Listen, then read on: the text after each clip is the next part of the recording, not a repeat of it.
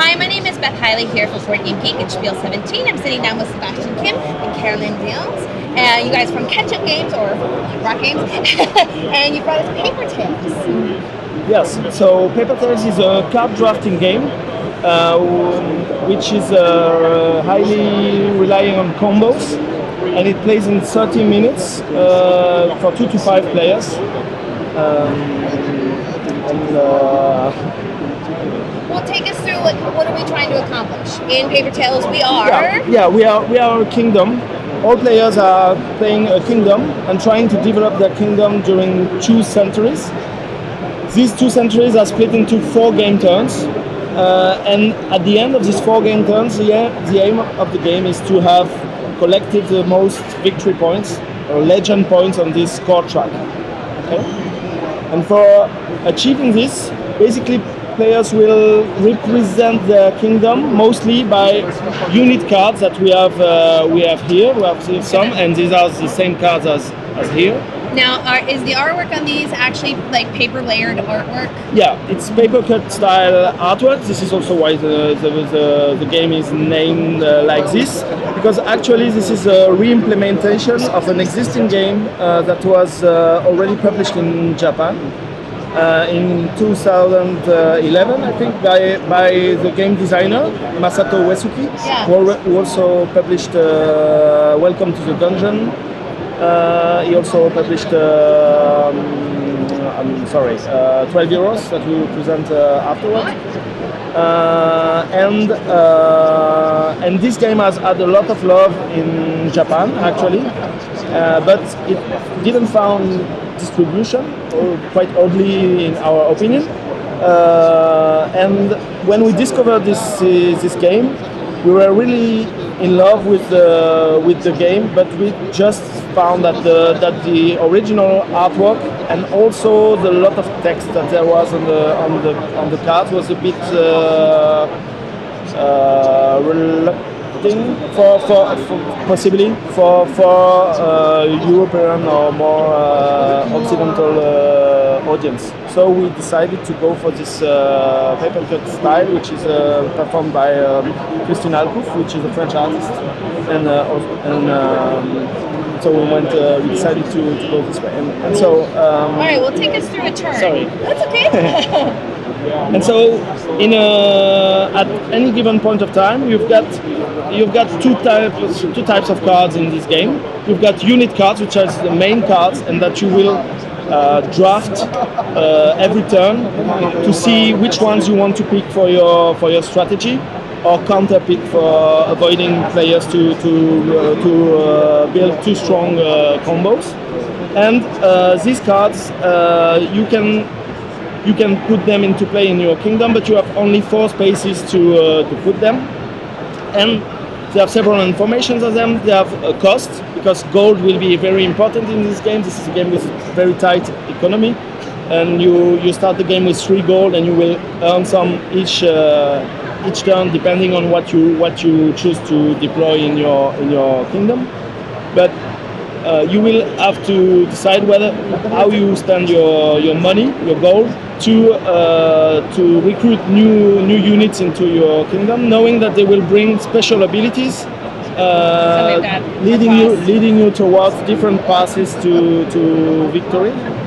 And some have combos with an aging mechanism, because this is a very important idea of this game, is that the units will age from turn to turn, and they will have to die and be replaced by other units. It's a cycle of life.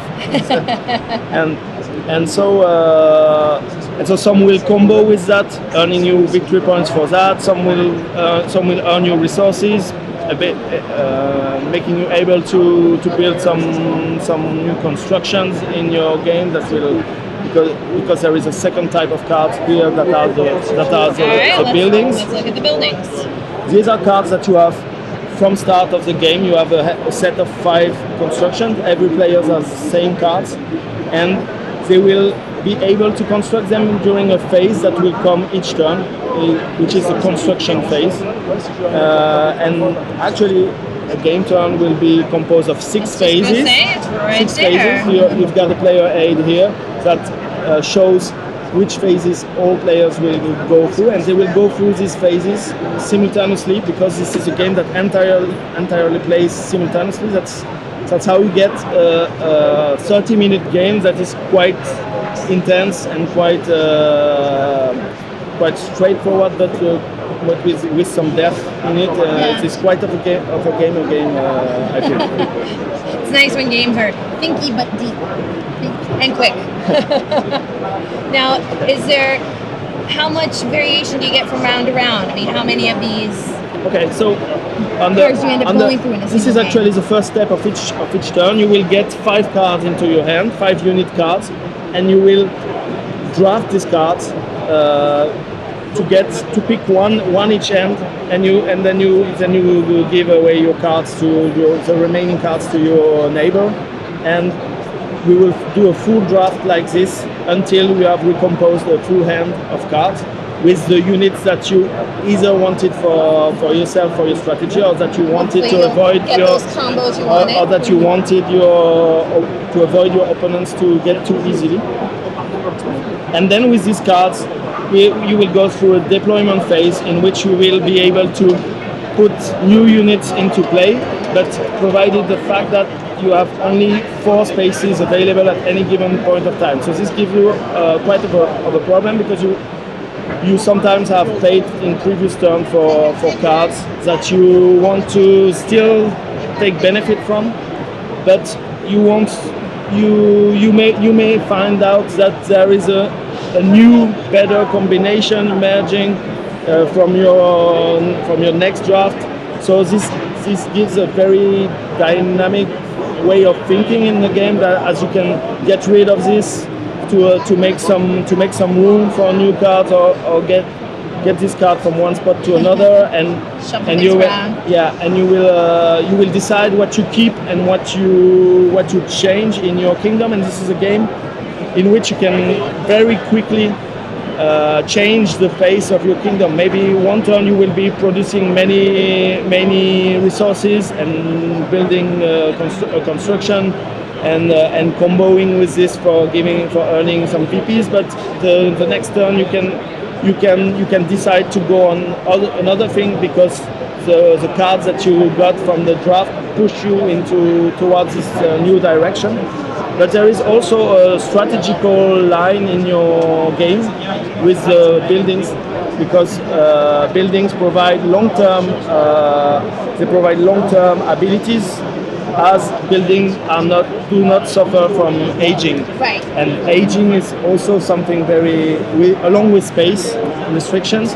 Aging is a very interesting idea in this game, because you're basically building combos and ways to get legend points, but your units can't stay forever, and you have to deal with that, and you have to constantly rearrange the face of your kingdom to get the best out of your possibilities. It's about a tail and things changing. And so this. What triggers the end of the game?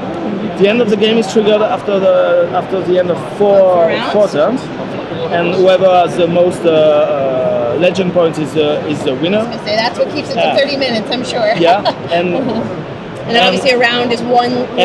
And how you can earn and how you can earn victory points in the game is first wars. On each turn you will have a wars phase, which is basically a scoring phase in which you will compare your military strengths somebody else with somebody else. Okay. And here front and back in your kingdom have an importance, because only the units in the front can bring their strengths to the war. All right, let's give a little idea of income. Yeah, income, you will get some gold depending on the abilities that you have. You have some cards, I'm sure I can find quickly. You have some cards like this that have phase 4 abilities that bring more income. And it's nice that you have those numbers, so you know as you're on that step.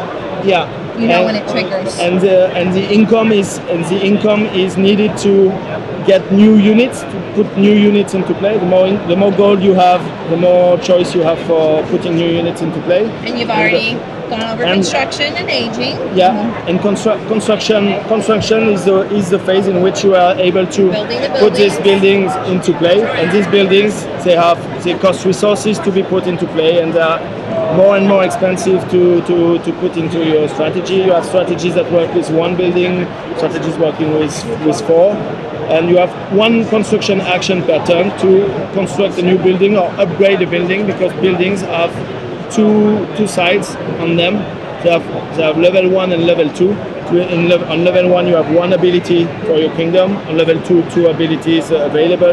You can also unlock a 5th spot in your kingdom with a level 2 building, which is a nice improvement to your kingdom. So this puts for and aging, which we know about still already. This part is very moving, but you've got this impression of development coming from the building. 30 minutes. I think this is definitely a game that I would be trying to compare to the best known, that would be somewhere between Seven Wonders and a Race for Galaxy, just for the references.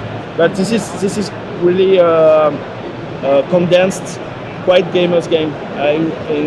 As a strategical complexity, I would be tempted to think it's closer. It gets closer to a Race for the Galaxy than Seven Wonders in a sense. But Sebastian, Carolyn, I really appreciate you guys letting us take a look. If you want to check this out, this is Paper Tales, which is published by Catch Up Games, and thank you again.